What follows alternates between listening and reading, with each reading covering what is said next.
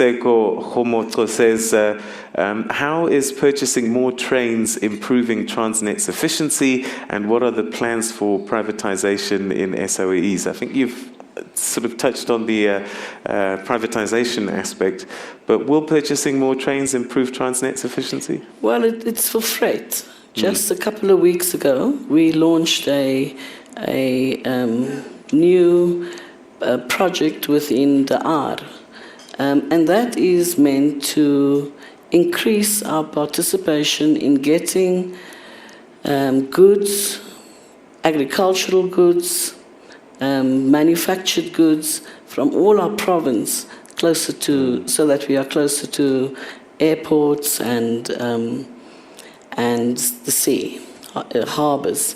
So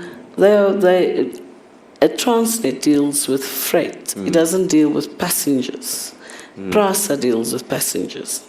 And it'll save our roads as well if we're putting stuff safe on it, yes. Okay, James Stain says, how much money as a capital injection or bailout does SAA need from Treasury? I think at the moment what we are doing, we are looking at guarantees, so they can go into the open market.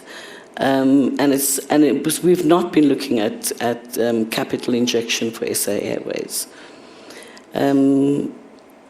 They have to meet the conditions of the open market. So it actually has to ensure their sharpness in trying to do that.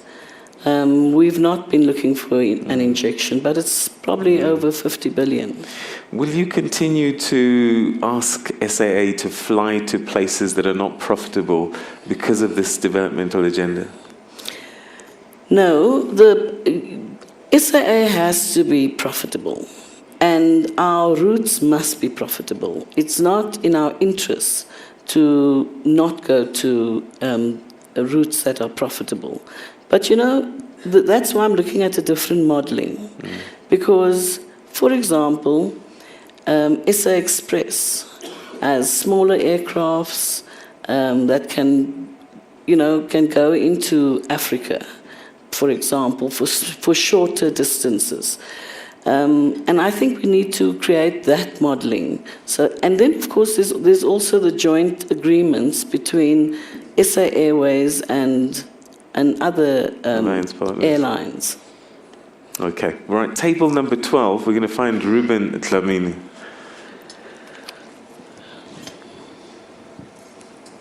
Morning, Mr. Minister, and everybody here. Good morning, Mr. Dlamini. Yes. I just have a small question, but let me give a little bit of a background. Some statistics are showing that in terms of our ability to graduate engineers, between 2009 and 2011, we were running at 11%. When we were expecting 10,093, we only produced 9,300. We have one engineer against 3,166, when some of the countries have got one engineer against 311. My question is, what is it that is being done within your department to promote more graduates that will move into the engineering fields, more graduates that will move into the technology fields, so that we can catch up with the backlog and be able to meet some of our requirements to be able to create jobs and drive the economy? That's a very important question, Mr. Dlamini, because we often say that we don't have the skills to grow our economy. So we must have the state-owned companies working, but we also need the skills to grow the economy. Each one of the state-owned companies actually have a program within the company, and they've exceeded their targets this year, but it's still not enough. At university levels, very directly linked to our state-owned companies, We have programs as well. Of course, at this stage, we might have to do what Peter said earlier, is to get some of the engineers into Isidingo to try and popularize what engineers should be doing within our economy. But I agree with you. It's the skills base. It's the lack of accountants. It's the lack of all of the very specialized skills that we need for this economy that we've got to grow. And maybe later, you could probably speak with some of the state-owned companies present here, and all of them are present here in some form or the other, to look at their programs in its kind of entirety. Earlier on, you talked about lean and mean efficient machines in terms of your entities. Truth Madonsela, I don't know if he's related, says, how is wasteful and frivolous expenditure as well as abuse of service providers within various public enterprises? How are you going to manage that? Well, I don't manage wasteful and fruitless expenditure. The Auditor General does. And so when it's fruitless and wasteful, or when there are disclaimers on any of the state-owned companies' audit reports, we deal with it then. But I'm very pleased to say that we've not had much of that within the state-owned companies thus far. I still have a few out to see. They still have to present their annual financial statements to me up until the 26th of September, when we have our AGMs, and then I'll be able to assess whether or not they have done the right thing or not. Okay, table number 12 has also got Lefadi Makibenyane. Table number 12, all of you moved. Thank you. Good morning, Minister. Good morning. My name is Lefadi Makibenyane, Chief Executive Officer of Consulting Engineers South Africa. My question is a very fundamental one. It's talking about how, Minister, leading these 8 SOCs, we should be the benchmark of the capabilities of the state.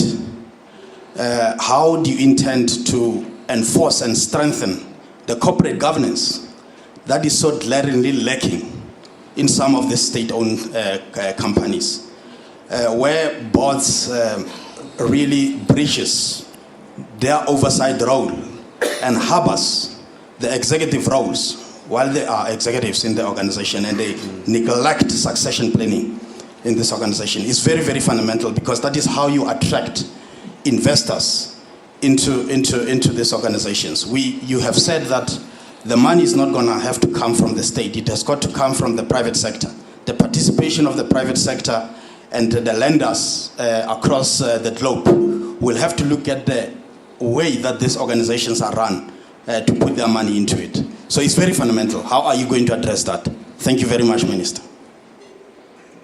Corporate governance.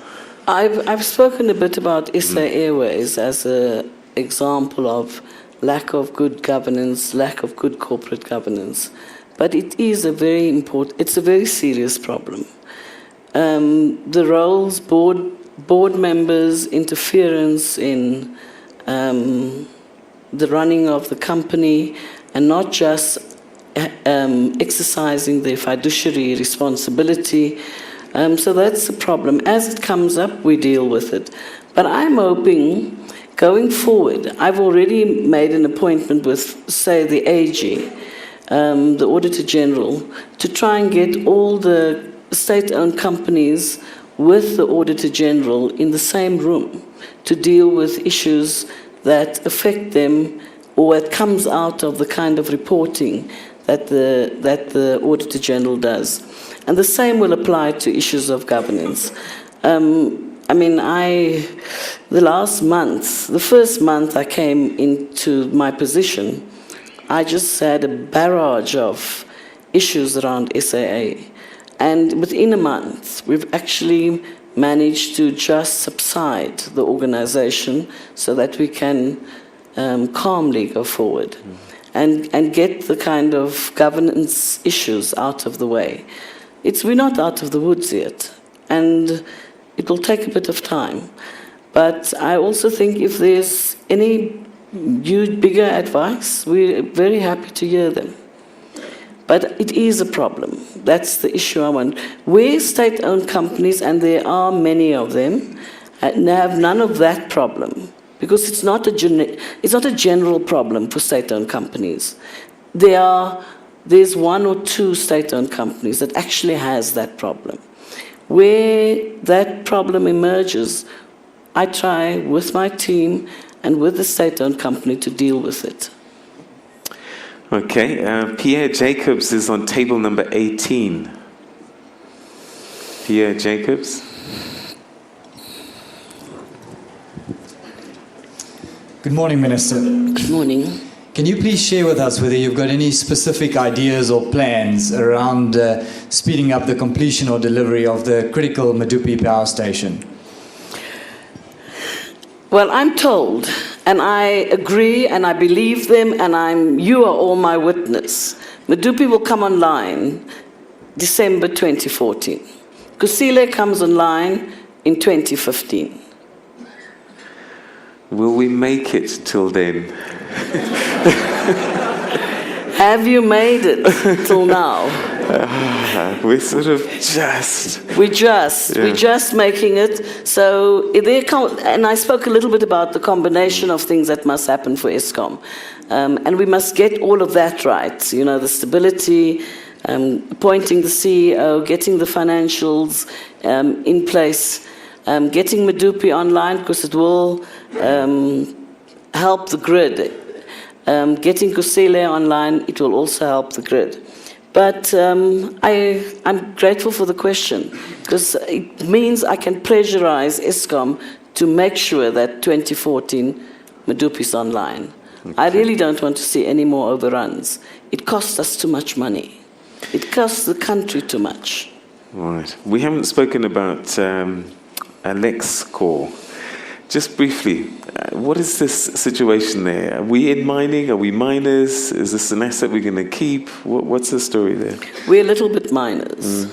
We are mining. We are still mining,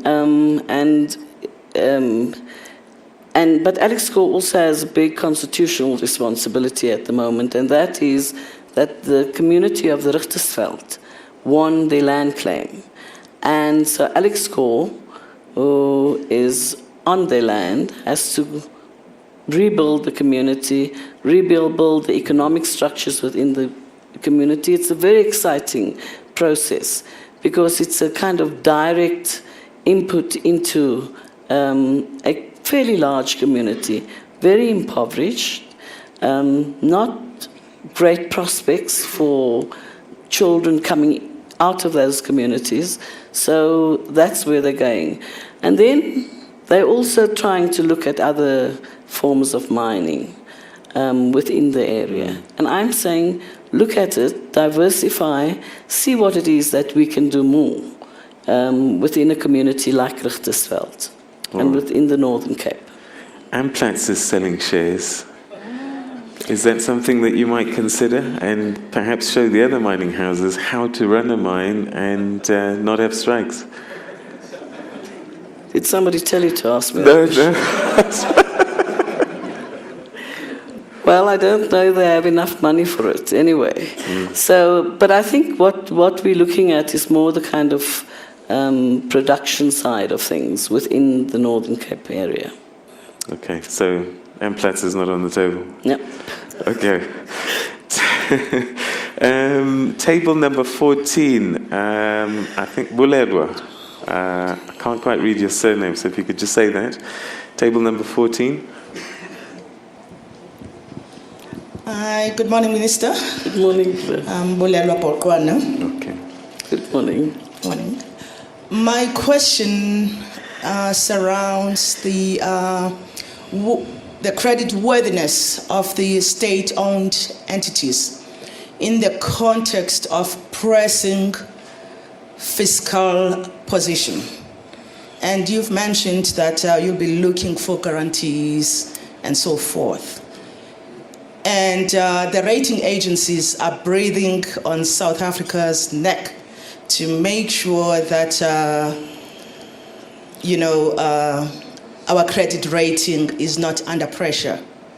What kind of conversations do you have with the Minister of Finance to make sure that we don't utilize guarantees as much as possible, because increasing guarantees translate into contingent liabilities and they become a fiscal liability when one presents the budget, and also pressurizes our credit rating.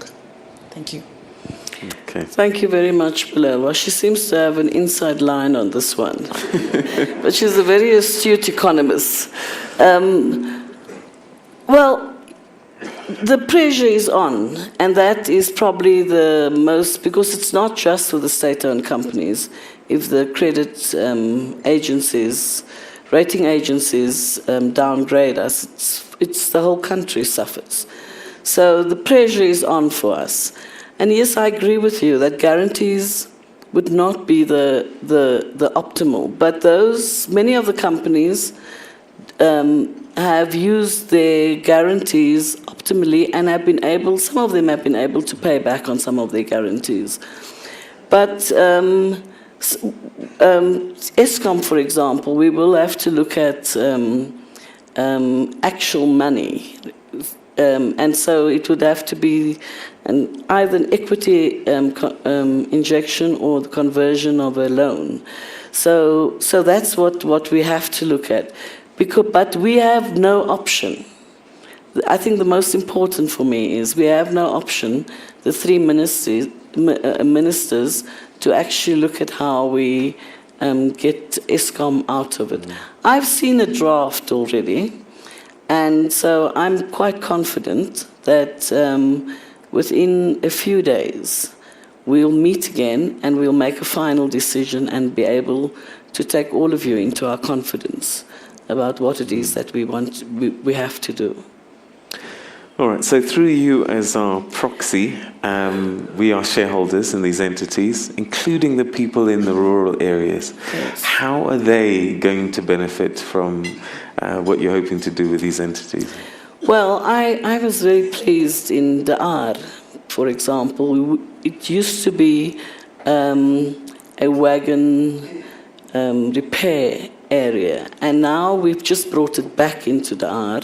So, and people in the R, in the surrounding areas, they are being employed in it. So between 100 and 300 in the building of the project, we've actually been able to do so. All the state-owned companies together, they actually have R1 billion in CSI. So in short-term things, on education, health, the train that Transnet funds for dentistry and eye specialists and so on, that will continue. But it is a job creator. Electricity affects all of us, whether it is in your home or whether it's in the business that you are employed in or you own. So the deep rural communities must be beneficiaries of what the state-owned companies have. And the good thing is that the state-owned companies are everywhere in the country. So where they are, that's where the beneficiaries should be the local communities that they come from. All right, and talking about beneficiaries, one question that comes up quite a bit is how SMMEs and businesses can feed into this system. Chat to us a little bit about localization and then transformation. During the annual financial statements of Transnet, I noticed that they have 92% localization, SMME growth about 94%, BE. And I then went to speak to an SMME organization, and they said, oh no, it's not true. They don't have that. So I'm asking them to unpack where exactly we have the SMME development, because large organizations like ISCOM should be able to help SMMEs, whether it's in tendering, outsourcing, whether it's in manufacturing. It has to happen. Because that's how we employ our people. That's how we grow the economy. Okay.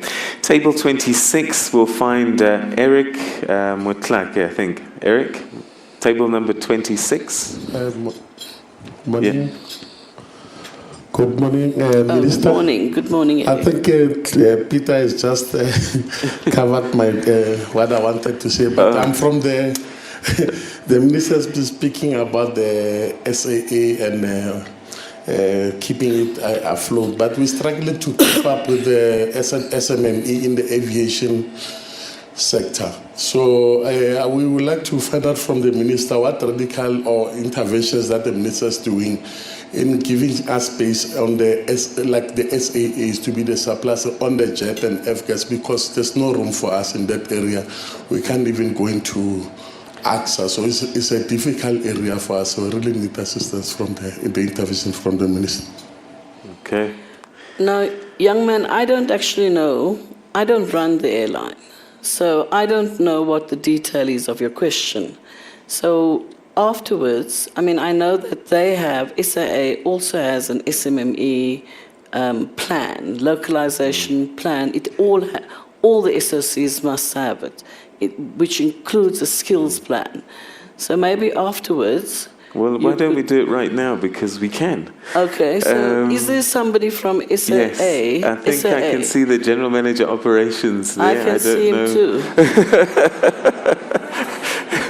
Table 17, if we could just stand up, say who you are, and how can this young man over there feel that you're approachable and that you can help improve his lot in life? Good morning. My name is Zux Ramasia, General Manager for Operation and Acting CEO now. We have in our procurement, the spend on our procurement is about 75% as it is, and there is a lot of work that we're doing towards SMEs. So we do have we're serving around level 3 right now, and we're looking to go to level 4. So there's a lot of work that we're doing to empower SMEs, as well as skills development in many areas. Transformation is big with us. So maybe we can talk afterwards and hear what is it exactly where we can assist you. Is it easy to get to you as he's a supplier? I'm getting a sense that there are people putting blocks in his way to get to the people that can assist. Am I reading you correctly? Yeah. Is there difficulties in that chain to try and get to the people that sign off? Not necessarily, because whatever that we want to be a supplier to be providing to SAA, it goes to the paper in all the newspapers like the Sunday Times and all that. So what we'll do, we have a criteria because we've got a BAC. So if you meet the criteria, definitely you'll be considered. But maybe it depends on how you respond to what we've advertised. All right. Can he have a chat with you afterwards? Yes. Table 17. I've got you an appointment. Okay. Thanks But so much. Peter, there is a problem with state-owned companies. They do not communicate into the public domain. And that's for all the state-owned companies. I'm pleased with the app from ISCOM, and I've been putting them under pressure. I said, you're not talking to the people. So people are angry when the lights go off in their area, because they didn't know it was going to go off, because they don't have access to the computer or to the laptop or something like that. So there is a problem with the communication. And we will deal with it, though. Okay. James Geldenes is on table number 15 with a question. All the questions are coming from this side. Yeah, we're going to... The usual suspects are here. Good morning, Minister. Good morning. I must congratulate you. It's really pleasant listening to you in speaking to us open and really with concern and taking whatever you do forward in a serious note. And my question comes from the same place. I'm in aircraft finance, and we obviously have to deal, and we stand on the side and we look at SAA. And SAA is strategic for this country, it's strategic for the economic growth and the government in this country. And the concern is a slow decision-making process. We have good people at SAA, which is not necessarily empowered. And SAA's financial woes are not going to stop until we get the decision-making process more efficient.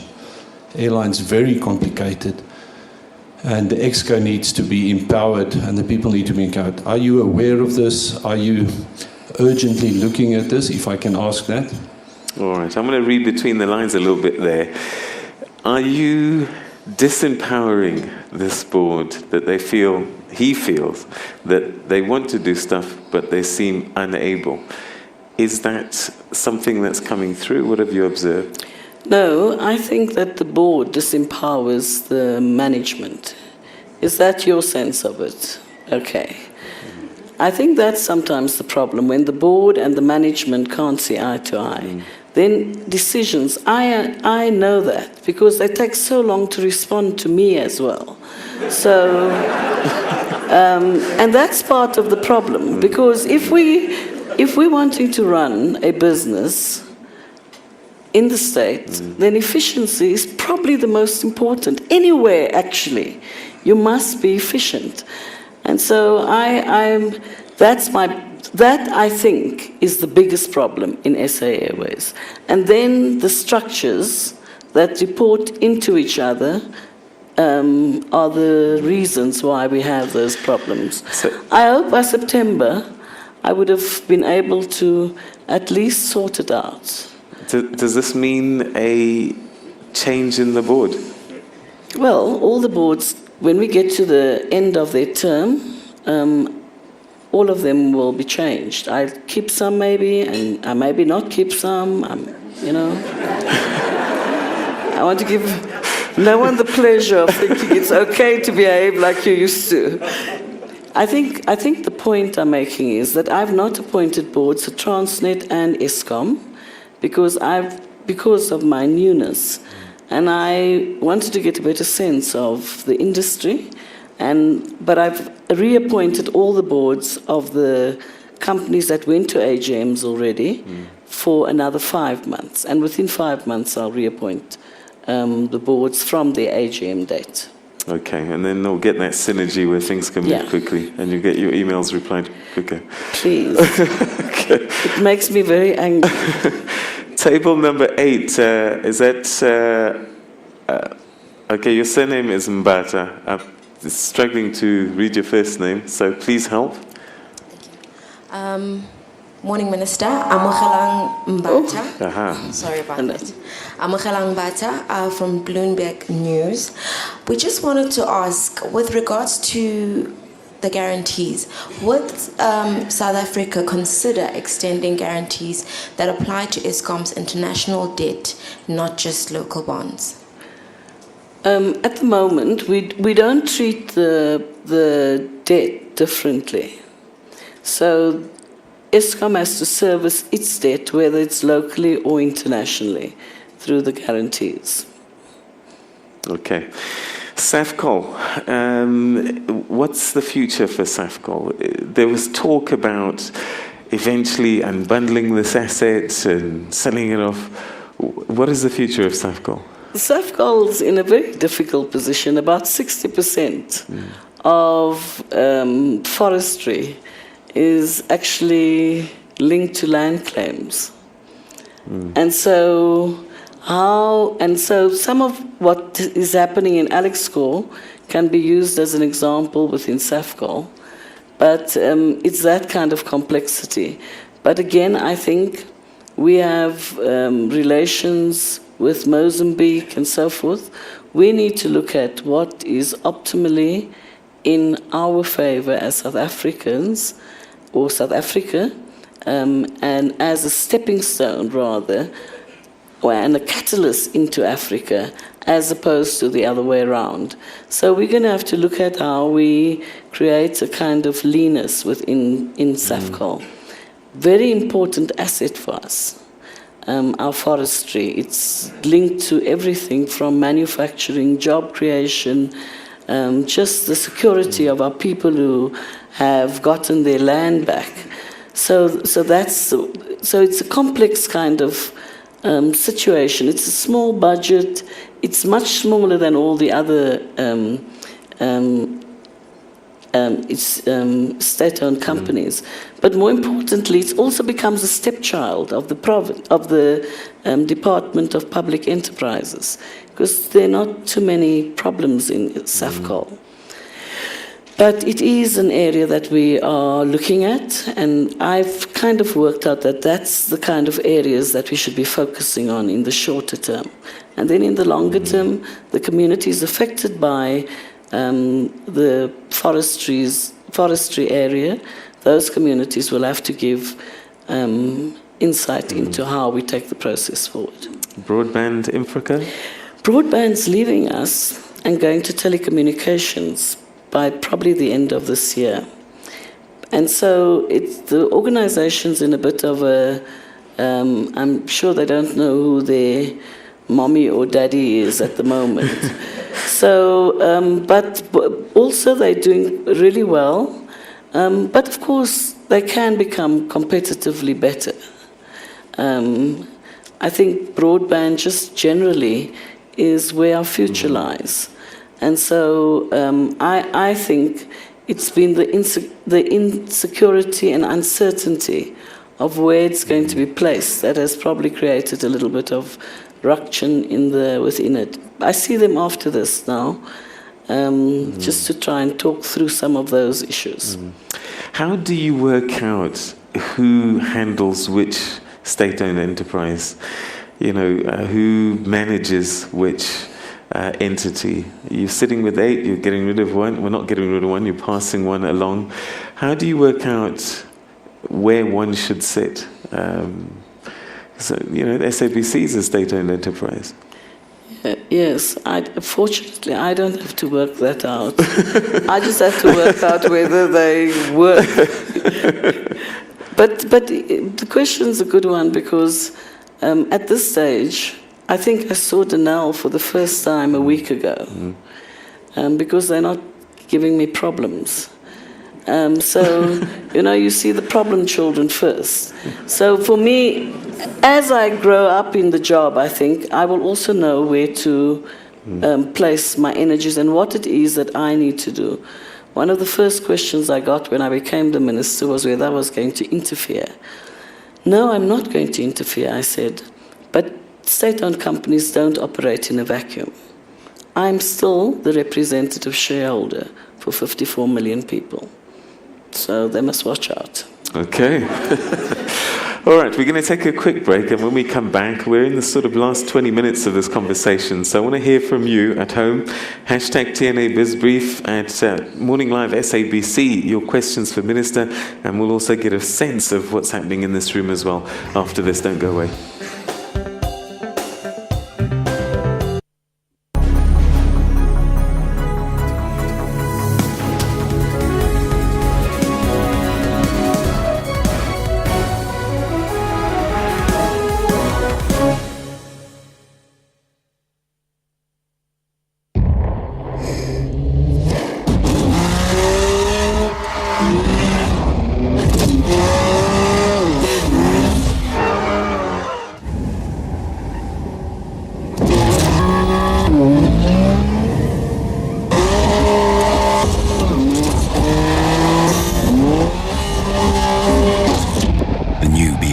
M4 Coupe. One with the machine. SABC, sharing 20 years of inspiration. Good evening and welcome to yet another edition of Sports Live, the show that brings you the latest local and international news, live interviews with the who's who in sport. He's the first South African to wear a yellow jersey that was at the Tour de France this year. It's the first time that we get a boxer who's recognized by the Ring magazine as the best fighter in the planet to visit our country. And he's very close to world record pace. And in fact, it is a new world record. When you cross a line, what went through one's mind? None of the four of us knew who had won. The scoreboard is always on the left, but all of us tend to the right. No, we just waited for the country to go down. RSA. That's Sports Live, daily at 8:30 p.m. on SABC News.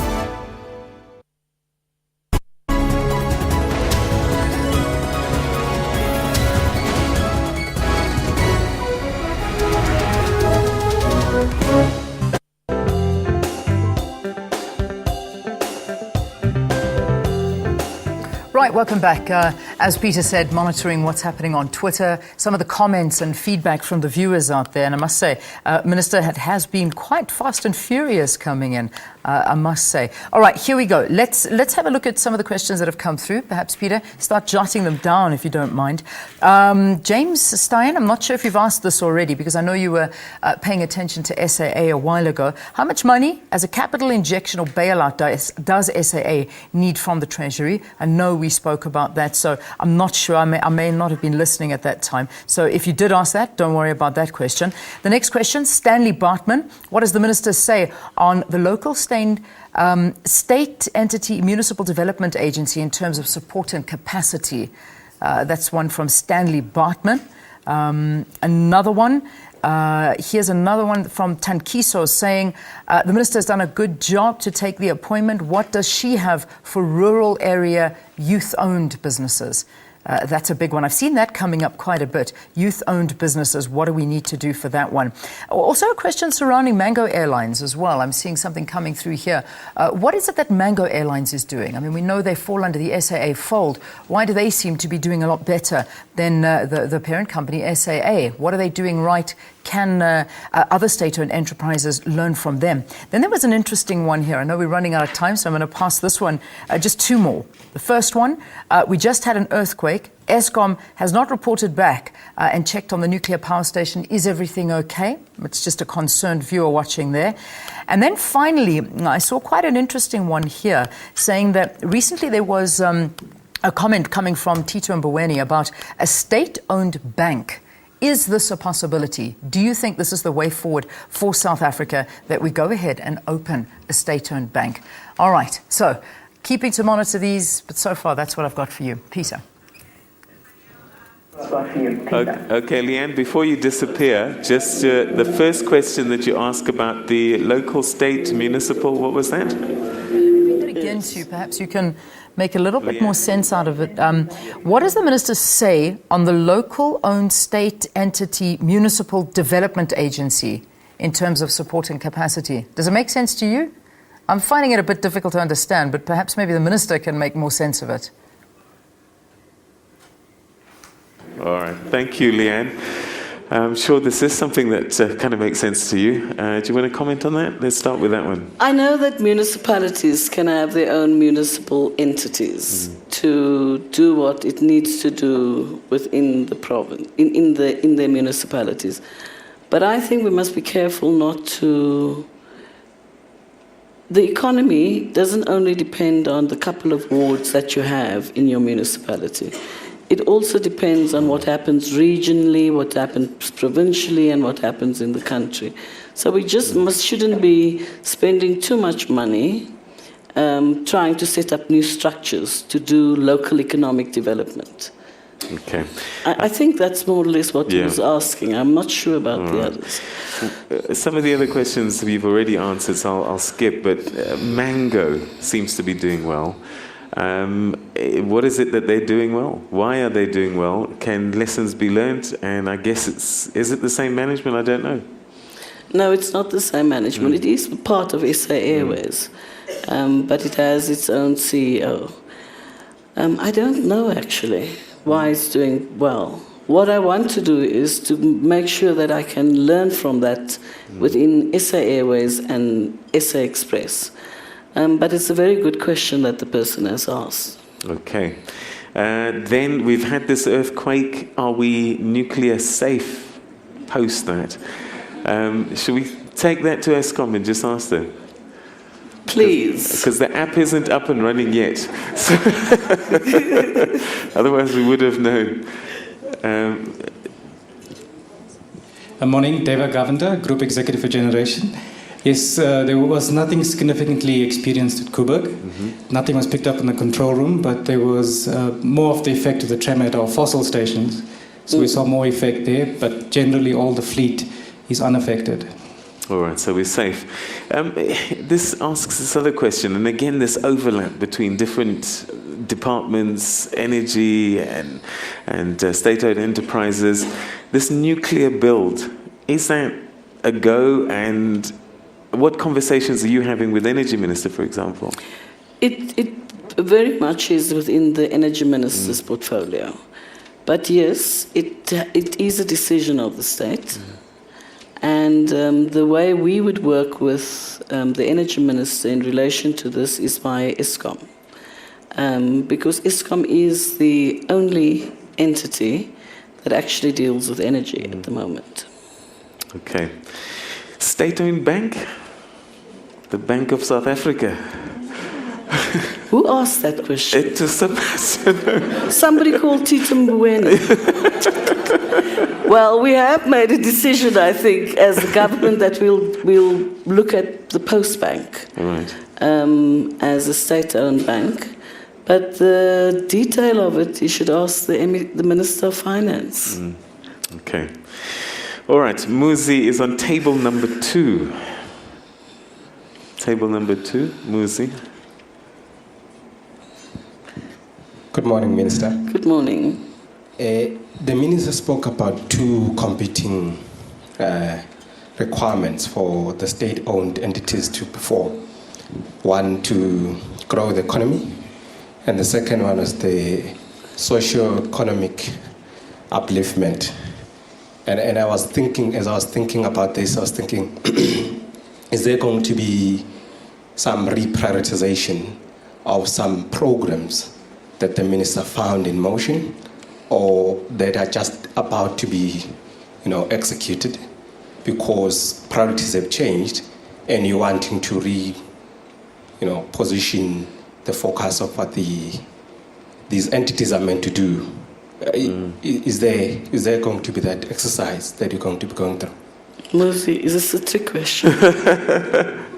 No, I think that every year, or over the medium-term expenditure framework, the entities make decisions in line with what government's agenda is. So I don't, for example, say, no, take out that program and put this program in. It has to fit into the general policy direction of government. And then it has to fit into its general policy direction in relation to what the entity does.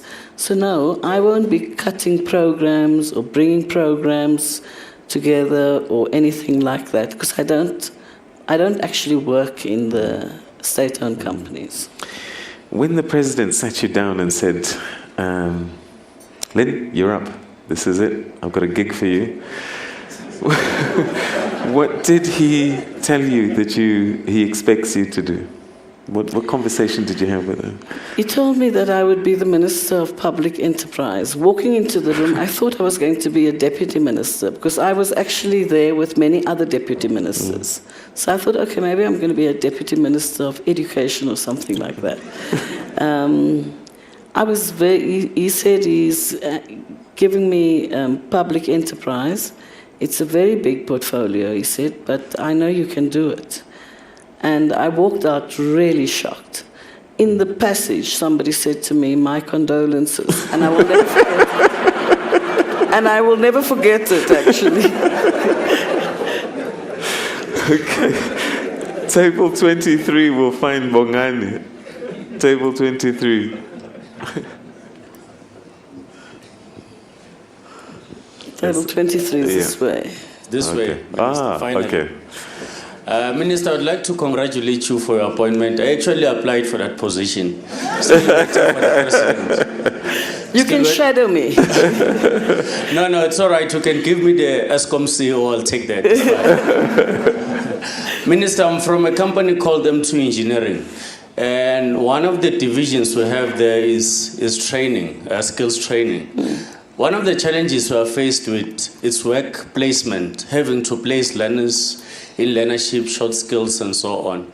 And it's one of the big nightmares. I understand, looking at the public enterprises, they have a number of contractors that are working with them.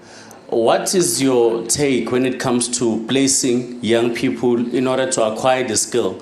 Because without placing them, we are faced with a huge challenge in making sure that at the end of the day, they acquire the skill and they're in a position to either start their businesses or to be employed by those particular companies. Thank you, Minister. Thank you very much. I think that's an important question as well, because the state-owned companies, I know they do mentorships and internships and so forth, but I think it is the question that you've raised earlier about people seeing themselves in Isidingo. They also have to see themselves actually doing an actual job in the private sector. I mean, and so it's an appeal that I continue to make, that our own companies, just as we rate them, the companies that work with our state-owned companies, we should rate them in terms of their internships and mentorships as well. Because we rate them for localization, industrialization, broad-based black economic empowerment. We rate them for all of that. We should be rating them in terms of growing the skills base within the country as well. So thank you for the question. All right, table number 6, we've got Dr. Mpoti Radipata. Table number 6, and an interesting question, because if you're a mother of many children, he's going to ask you to choose one.